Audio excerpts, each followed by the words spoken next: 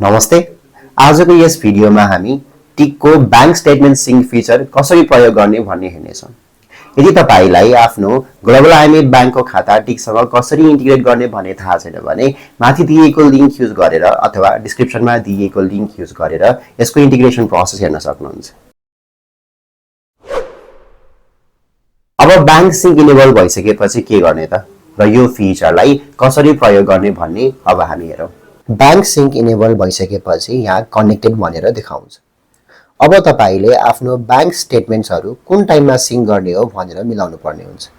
त्यसको लागि अप्सनमा गएर चेन्ज सिंक सेटिंग्समा जानुहोस्। By default hourly sync set भएको हुन्छ।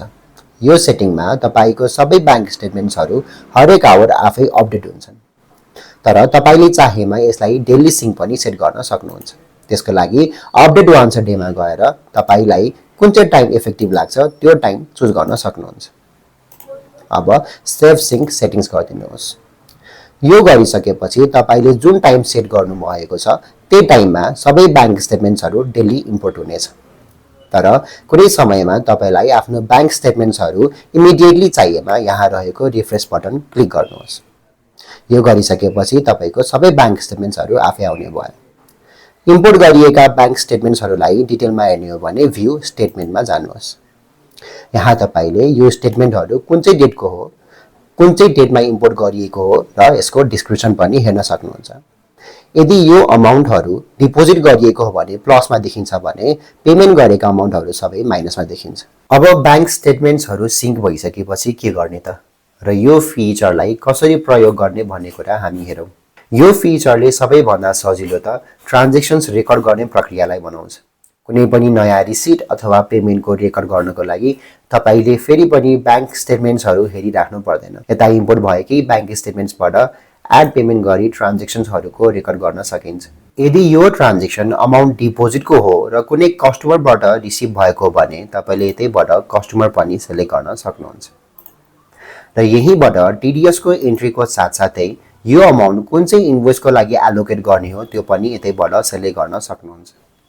यदि यो पेमेन्ट कस्टमर बाहेक अरु कुनै स्रोतबाट आएको हो भने तपाईले यतैबाट त्यो अकाउन्ट पनि सिलेक्ट गर्न सक्नुहुन्छ। र सेभ एन्ड अप्रुभ गर्नुभयो भने यो ट्रान्ज्याक्सन सेभ एन्ड अप्रुभ हुनुको साथसाथै रिकन्साइल पनि हुन्छ। त्यस्तै पेमेन्टको रेकर्ड गर्नको लागि पनि यतैबाट गर्न सकिन्छ।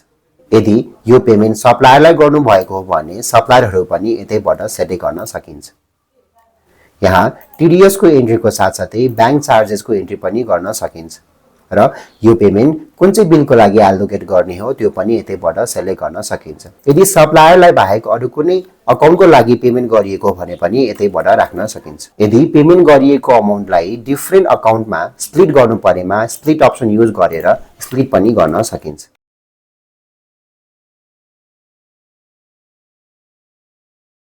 कुनै बेला एड पेमेन्ट गर्दाखेरि रिसिट फ्रम कोलममा अकाउन्ट्सहरु अटोफिल भएर आएको हुन्छ। यो चाहिँ नोट्समा देखाएको डिस्क्रिप्सन अनुसार टिगले अकाउन्ट्सहरु अटो सजेस्ट गरेको हुन्छ। यदि सजेस्ट गरेको अकाउन्टकै रिलेटेड ट्रान्ज्याक्सन हो भने सेभ एन्ड अप्रुभ गरेर कन्टिन्यू गर्न सक्नुहुन्छ। तर यदि सजेस्ट गरेको अकाउन्टबाट ट्रान्ज्याक्सन इन्क्योर भएको हैन भने यतैबाट पनि तपाईले डिफरेन्ट अकाउन्टहरु चुज गरेर ट्रान्ज्याक्सन एन्ट्री गर्न सक्नुहुन्छ। कुनै बेला यदि तपाईले पहिले नै टिगमा ट्रान्ज्याक्सन्सहरु रेकर्ड गर्नु भइसकेको छ भने एड पेमेन्ट गर्दा फेरि पनि ट्रान्ज्याक्सनहरु दुई चोटी एन्ट्री हुने चान्सेसहरु हुन्छ। यस्तो केसमा तपाईले फाइन्ड म्याचमा क्लिक गरी रिकन्साइल गर्न मिल्ने ट्रान्ज्याक्सनहरु 1 टु 1 सिलेक्ट गरेर रिकन्साइल गर्न सक्नुहुन्छ। तर यदि बैंकमा भएको ट्रान्ज्याक्सनलाई टिगमा रहेको धेरै ट्रान्ज्याक्सनहरुसँग रिकन्साइल गर्नु परेमा गो टु रिकन्सिलिएसनमा गएर म्यानुअल रिकन्सिलिएसनमा जानुहोस्। त्यसपछि रिकन्साइल गर्न मिल्ने ट्रान्ज्याक्सनहरु सिलेक्ट गर्नुहोस्। यता जस्तै 6,09,000 रुपैयाँमा 6 लाखको चाहिँ सप्लायर पेमेन्ट गरिएको हो भने 9.04 चाहिँ बैंक सर्भिस चार्ज हो। अब यो ट्रान्ज्याक्सनहरुलाई सिलेक्ट गरी रिकन्साइल गर्नुहोस्। म्यानुअल रिकन्सिलिएसन गर्दा टिगले सुरुमा डेट मिलेको र अमाउन्टहरु मिलेको तर रिकन्साइल गर्न बाँकी भएका ट्रान्ज्याक्सनहरु रिकन्साइल गर्न सजेस्ट गर्छ। यस्ता ट्रान्ज्याक्सनहरुलाई तपाईले सुरुमा रिकन्साइल गर्नुभयो भने झन् सजिलो हुन्छ। यदि कुनै कारणले रिकन्साइल गरिसकेको ट्रान्ज्याक्सन्सहरु अनरिकन्साइल गर्नु परेमा भ्यू स्टेटमेन्टमा गई जुन ट्रान्ज्याक्सन अनरिकन्साइल गर्ने हो त्यसमा क्लिक गरेर अनरिकन्साइल पनि गर्न सक्नुहुन्छ। त्यसैगरी सबै स्टेटमेन्ट्सहरूलाई यदि एक्सपोर्ट गर्नु परेमा अप्सनमा गएर एक्सपोर्ट अल क्लिक गर्नुभयो भने एक्सेलको फर्मेटमा एक्सपोर्ट हुन्छ। र त्यस्तै गरी यदि इम्पोर्ट गरेका स्टेटमेन्ट्सहरूलाई डिलिट गर्नु परेमा जुन स्टेटमेन्ट्सहरू डिलिट गर्ने हो त्यसलाई क्लिक गरेर डिलिट पनि गर्न सक्नुहुन्छ। अथवा सबै स्टेटमेन्ट्स डिलिट गर्नु परेमा यहाँ क्लिक गरेर सबै स्टेटमेन्ट्सहरू सेलेक्ट हुन्छ र अब चाहिँ डिलिट गर्न सक्नुहुन्छ। ब्याङ्क सिंक इनेबल भइसकेपछि तपाईले सेट गर्नुभएको टाइम अनुसार ब्याङ्क स्टेटमेन्ट्सहरू आफै इम्पोर्ट हुन थाल्छ। तर यदि तपाईले अहिलेसम्म ब्याङ्क रिकन्सिलिएसन फिचर युज गर्नुभएको छैन भने ब्याङ्क ब्यालेन्स डिफरेन्स देखाउन सक्छ। यदि यस्तो केस छ भने तपाईले पुराना ट्रान्जेक्सनहरू सबै इम्पोर्ट गर्न सक्नुहुन्छ।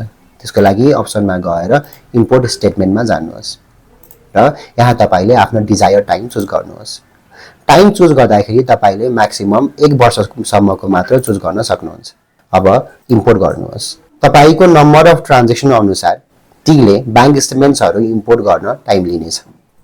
अब सबै ब्याङ्क स्टेटमेन्ट्सहरू इम्पोर्ट भइसकेपछि तपाईले रिकन्साइल गर्न सक्नुहुन्छ।